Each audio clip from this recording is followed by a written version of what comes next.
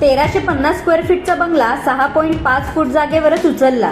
एक वीट ही तोडली नाही. चिपळूण मधला अनोखा प्रयोग.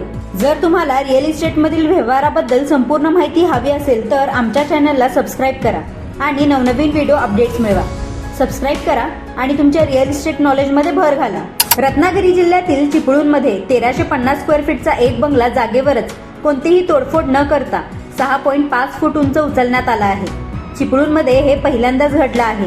घर पहावे बांधून अशी आपल्याकडे एक म्हण आहे, पण बांधलेले घर दुसऱ्या जागी किंवा आहे त्याच जागी 6.5 फूट उचललं तर?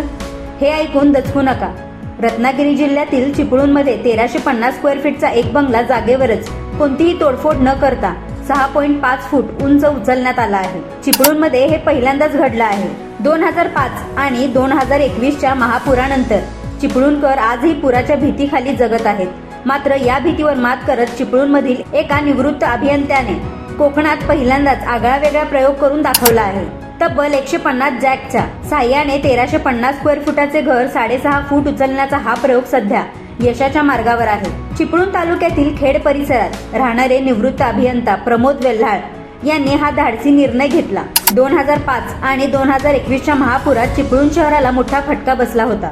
विशेष म्हणजे या संपूर्ण प्रक्रियेत इमारतीला कोणतीही तडा, भेग किंवा नुकसान झालेले नाही. घर पाडून नव्याने बांधण्यापेक्षा हा उपाय कमी खर्चिक आणि सुरक्षित असल्याचे वेल्हाळे सांगतात.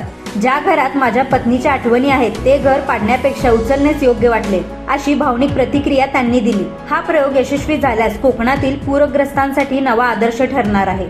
घर कोसळवून पुन्हा बांधण्यापेक्षा ते सुरक्षितपणे उचलणे हा चांगला पर्याय आहे. कमी खर्चात हा उपाय शक्य आहे, त्यामुळे पूरग्रस्तांनी याचा विचार करावा. प्रमोद वेल्हाळे यांच्या या अभिनव प्रयोगाला संपूर्ण रत्नागिरी जिल्ह्यातून नागरिक पाहण्यासाठी गर्दी करत आहेत.